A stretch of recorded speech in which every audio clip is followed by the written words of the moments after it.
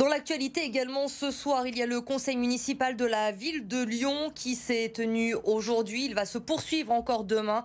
Grégory Doucet a décrété l'urgence climatique. Il veut en faire la priorité de son mandat. Son budget d'1,2 milliard d'euros doit permettre à la ville de répondre justement aux enjeux de la transition. Les précisions d'Hugo Frances. Réfléchir chaque dépense prévue pour le mandat en fonction des enjeux climatiques. En déclarant cet état d'urgence, la ville de Lyon veut faire du climat le fil conducteur de son budget d'1,2 milliard d'euros pour les 6 ans du mandat. Aujourd'hui, à Lyon, donnons l'exemple.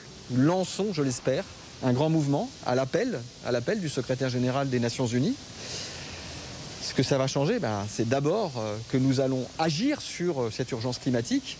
Et notre plan de mandat, notre programmation pluriannuelle des investissements, les 1,250 milliard sont une réponse à ce constat d'état d'urgence climatique. Alors, à quoi vont ressembler les dépenses? Plusieurs projets d'investissement ont été votés. La rénovation énergétique des bâtiments municipaux, l'amélioration de l'éclairage urbain, la modernisation de la flotte de véhicules de la ville ou encore la création de nouveaux espaces végétalisés.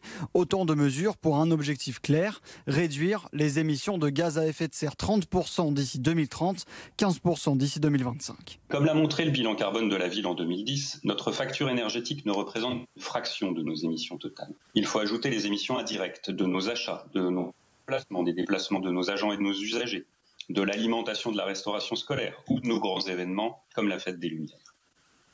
Nous avons une réelle capacité d'influence sur ces émissions indirectes et nous les comptabiliserons pour mieux orienter nos priorités.